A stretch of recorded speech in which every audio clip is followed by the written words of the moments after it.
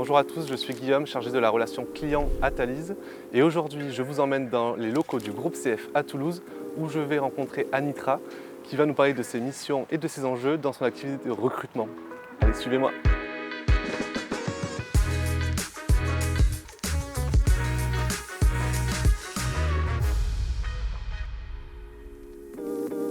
Bonjour Anitra, Bonjour Guillaume. ravi de te rencontrer. Moi aussi, pareil, bienvenue dans les locaux de CF Ramonville. Eh bien, merci. Je te fais un peu visiter. Allez, c'est parti. C'est parti.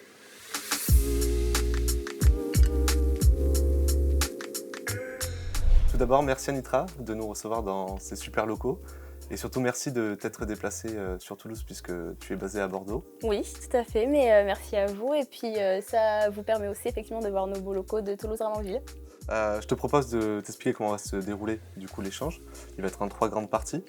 Donc la première, je vais te laisser te présenter et expliquer un petit peu tes défis que tu as au sein du groupe CF. On va parler ensuite un petit peu de Thalys, donc savoir quelle utilisation tu en as. Et on va finir par un petit jeu du recrutement où je vais te poser des questions sur des sujets clivants et tu vas pouvoir m'y répondre. Ça marche. Prête? Ok, oui. Allez, c'est parti, on attaque. Donc je te laisse te présenter. Oui, alors, donc Anitra, moi je suis une des chargées de recrutement du groupe Compagnie Fiduciaire. Donc je fais partie du service RH, on est 9 collaboratrices en tout. Et on s'occupe des 1200 collaborateurs du groupe, des 47 associés. Voilà, donc siège social qui se trouve sur Bordeaux et 26 sites répartis un peu partout, Nouvelle-Aquitaine, Occitanie, Paris, Lyon maintenant aussi. Vous êtes basé un peu partout en France. Un peu partout. Par rapport à ton activité, par rapport à tes missions, est-ce que tu peux nous en dire un petit peu plus aussi vis-à-vis du groupe CF? Alors, le groupe CF, c'est un groupe de cabinets d'expertise comptable et de commissariat aux comptes. On est un groupe pluridisciplinaire, on accompagne donc des dirigeants d'entreprises, TPE et PME principalement. Et on les accompagne au-delà de la compta et de l'audit, donc sur plusieurs filiales. On fait tout ce qui est gestion des patrimoines. On a une société d'avocats, société de fusion-acquisition, conseil, etc. Ok, donc vous avez des services très complets. Très complet.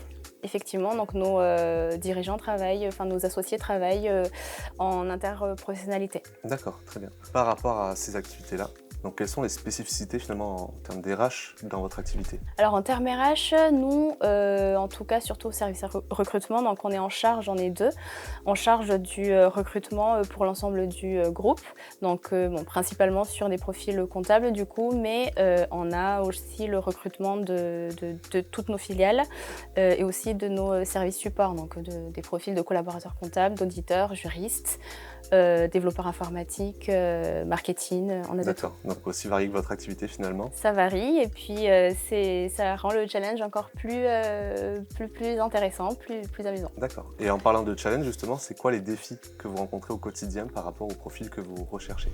Alors on est sur des métiers très pénuriques. Il faut savoir qu'aujourd'hui, pour rejoindre un cabinet comptable, en tout cas nous, les profils qu'on recherche, il faut que les profils et eux-mêmes travaillent aussi dans un cabinet comptable. Donc aujourd'hui, on a un candidat pour 10 cabinets. Donc le candidat, dans la semaine, il va passer 10 entretiens. Donc voilà, on est sur des profils très pénuriques. D'accord.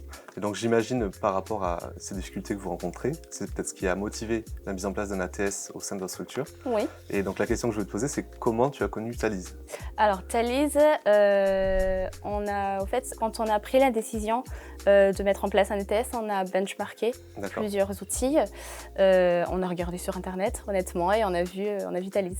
D'accord. Et qu'est-ce qui a du coup vous a plu dans Thalys? Qu'est-ce qui vous a fait nous choisir?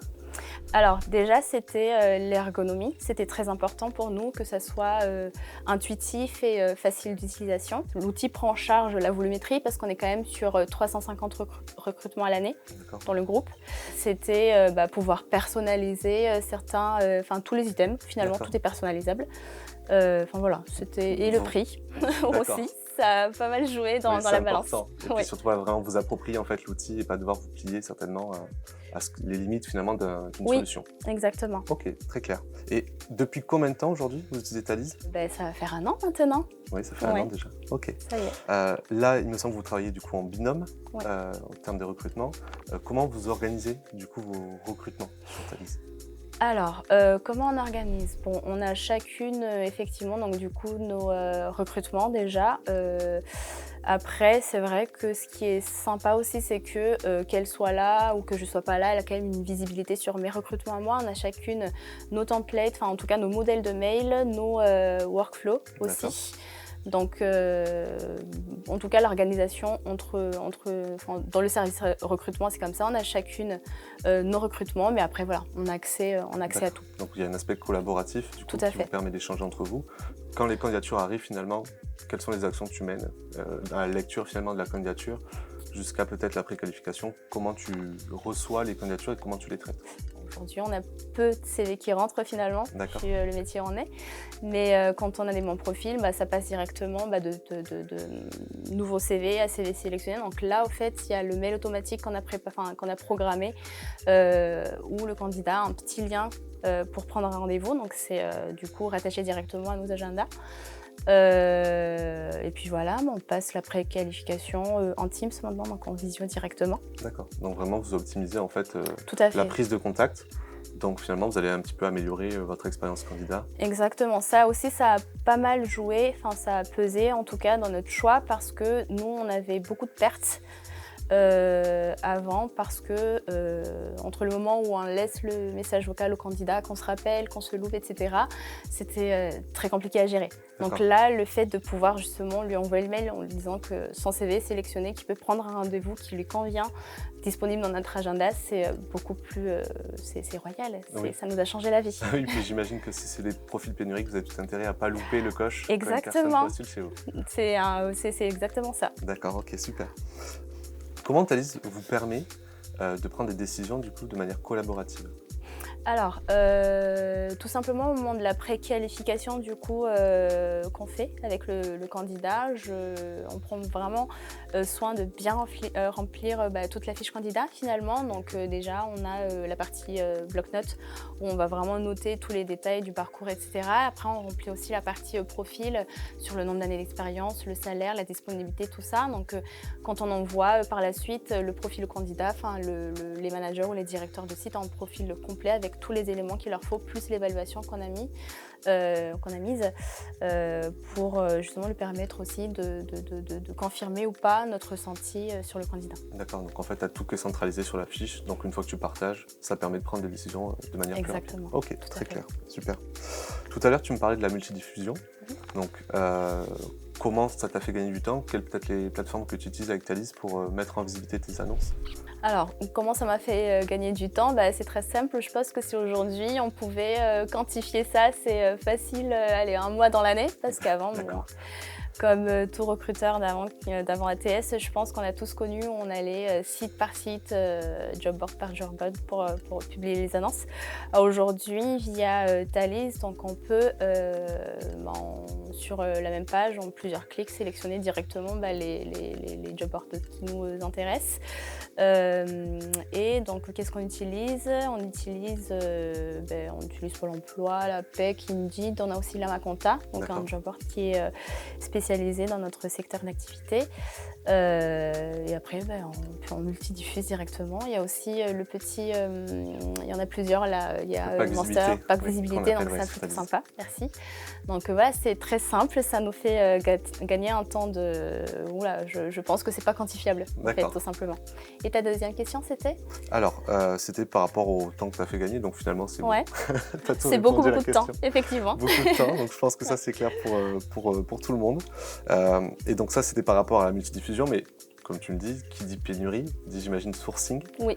Donc comment tu sources? Est-ce que tu as des outils aujourd'hui sur Thalys que tu utilises pour sourcer tes candidats? Alors, il y a l'extension qui va on utilise l'extension pour notre licence LinkedIn recruteur. Après, chose aussi qui était importante pour nous, c'est vrai quand on a choisi l'outil, c'est que ça nous permet de créer une base de données qui, je pense, en un an n'est pas encore exploitable, mais qui bientôt, parce qu'on a vraiment, par exemple, de gros volumes aussi de stagiaires et d'alternants qu'on ne va pas forcément retenir, en tout cas sur cette campagne-ci, mais qui vont continuer en fait d'acquérir de l'expérience. Donc ça sera notre base CVTech dans quelques temps. Ok, donc sourcer aussi finalement dans la CVTech. Via Thalys directement, c'est le but. Très clair. Tu parlais de reporting tout à l'heure. Donc, est-ce que tu peux nous en dire plus sur comment tu utilises les KPI sur Thalys? Oui, bien sûr. Alors oui, les reporting, les experts comptables adorent les chiffres, les reporting. Donc nous, en fait, on calcule tout ce qu'on peut calculer. C'est-à-dire que on calcule le nombre de CV reçus par offre, on calcule la durée du recrutement, on regarde les sources au fait des CV, ça vient d'Indeed, LinkedIn, Pôle emploi, etc. Tout ce qu'on peut donner comme indicateur, au fait, on le donne. Et ça, c'est vrai qu'on le faisait sur Excel avant. On avait beaucoup trop de tableaux Excel et on n'aime pas du tout ça. Donc ça, c'est vraiment un gros plus parce qu'on fait un gros bilan social tous les ans et on fait aussi des reportings mensuels auprès de nos dirigeants. Donc ça, c'est royal. Et dernière question, si tu devais faire un avant-après de Thalys, puisque auparavant vous n'aviez pas d'ATS, Oui. en quelques mots, comment tu décrirais du coup l'avant-après? L'avant-après, au fait, on est passé à un recrutement 3.0, tout simplement. Donc aujourd'hui, tout est simple. En fait, le matin, on arrive, on se connecte sur Thalys, tout se passe sur Thalys et même parce que nous, on fait pas mal de reporting aussi pour nos dirigeants. Donc, tout est au même endroit. Avant, on avait des tableaux partout. Enfin, voilà, donc là, c'est très simple. C'est en revit. La simplicité et le gain de temps, quoi. Exactement. Ok, ouais. super. Merci beaucoup, Anitra, du coup, pour toutes ces explications. Avec plaisir. C'est top. Ouais. Je te propose qu'on passe sur la dernière partie, du coup, sur le jeu du recrutement, où je vais te poser quelques questions sur des sujets clivants. C'est parti.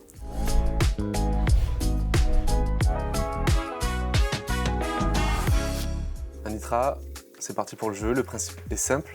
Donc, je vais te donner des sujets clivants et tu vas me répondre donc avec ces petites cartes si tu aimes un peu, beaucoup, passionnément ou pas du tout. Ok. Voilà. Donc, c'est à toi de jouer. Tu me dis quand tu es prête et on commence. Ok, vas-y, je suis prête. Alors, la prise de référence pour prendre une décision, on aime ou on n'aime pas? Bon, allez, un peu. Un peu parce que la prise de référence, ça peut quand même, ça reste subjectif au fait, c'est-à-dire que le candidat te donne le contact d'une personne qu'il connaît, avec qui il s'est peut-être bien entendu dans l'entreprise, donc ça reste subjectif. Pour autant, ça peut aider à la prise de décision quand on fait bien les choses, au fait, quand on respecte déjà les règles au niveau juridique, mais aussi quand on pose les bonnes questions. Ok, donc situationnel, quoi. C'est vraiment Exactement. en cas de force majeure, si je puis dire ça. Tout à fait. On ne le fait pas systématiquement. Ok, très bien. Deuxième question, les profils juniors en recrutement, on est pour ou on est contre? Ok, t'es à fond. Alors oui, pour à la folie, passionnément, à 1000%. Groupe Compagnie Fiduciaire, c'est 100 alternants recrutés par an. C'est vraiment une grosse politique chez nous et puis c'est un levier de recrutement, c'est de l'anticipation de besoins futurs, c'est à fond, 1000%. Ok. À ce sujet, il me semble que tu as lu du coup l'article de Bérangère Gonzalez, Oui. donc qui parle des préjugés sur le recrutement des profils seniors et juniors. Est-ce que tu as retenu des clichés dans cet article? Oui, plutôt côté junior, justement, parce que du coup, j'ai vu, alors j'en ai vu deux. Le premier, c'était les juniors peuvent manquer de stabilité. Alors non, ça dépend en fait de l'accompagnement, des formations, des missions qu'on lui confie et puis du plan de carrière qu'on va tracer pour lui derrière. Nous, on a un stagiaire, on a un de nos experts comptables associés aujourd'hui, ici sur Toulouse d'ailleurs, qui était un stagiaire. Donc voilà, quand tout est bien programmé pour l'étudiant, non, ils sont très très stables, au contraire. Donc on est plutôt sur le long terme, quoi. Sur du très très long terme. Ok. Et sur le deuxième, du coup, que tu as retenu?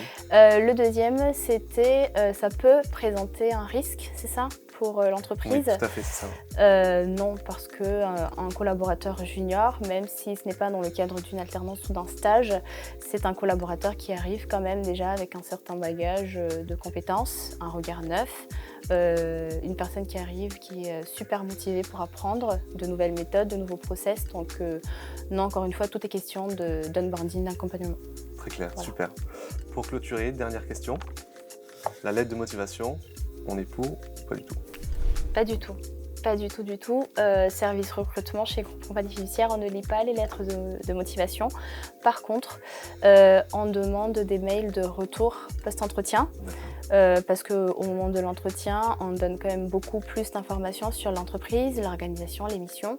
C'est vraiment un échange où le candidat aussi a l'occasion de poser toutes ces questions. Donc on considère qu'à la fin de cet entretien, le candidat a toutes les clés en main pour pouvoir se projeter un petit peu aussi au sein de l'entreprise. Donc on préfère justement recueillir un petit peu ce que le candidat a compris post-entretien plutôt que lire des lettres de motivation qui franchement se ressemblent un peu tous. Oui, je pense qu'on est tous d'accord là-dessus, enfin du moins une grande partie. Écoute, par rapport à cette thématique, on a un article de Loubna Benabderrazak qui parle du coup de mieux comprendre la motivation pour mieux recruter, qui est très complet, très intéressant, donc je t'invite à le lire puisque il est vraiment top. Avec plaisir, c'est noté. C'est ainsi que du coup se termine notre échange. Anitra, je te remercie beaucoup pour le temps que tu nous as accordé. Je te souhaite de bons recrutements, un bon retour sur Bordeaux. Merci beaucoup. Et je sais pas, donc tout à l'heure on a parlé de l'actualité sportive, du coup rapidement entre Toulouse et Bordeaux. Donc tu m'as parlé de tes collègues qui apparemment te parlaient pas mal de ça. Oui. Donc si tu l'acceptes, je te fais un petit cadeau. Oh. Donc c'est un petit drapeau du Stade Toulousain que tu vas pouvoir accrocher dans ton bureau. Merci beaucoup. Et qui fera plaisir du coup à tes collègues. C'est trop gentil. Je sais pas, mes collègues bordelais, mais en tout cas ça fait très plaisir. Merci beaucoup. Avec plaisir. Je viens juste de sortir des locaux du groupe CF. Personnellement, j'ai adoré échanger avec Anitra sur ses missions et ses enjeux par rapport au recrutement. Si vous aussi, ce sont des sujets qui vous intéressent et que vous voulez en savoir plus sur Thalys, je vous invite à vous rendre sur notre site internet. Et moi, je vous dis à bientôt pour un prochain Thalys Tour.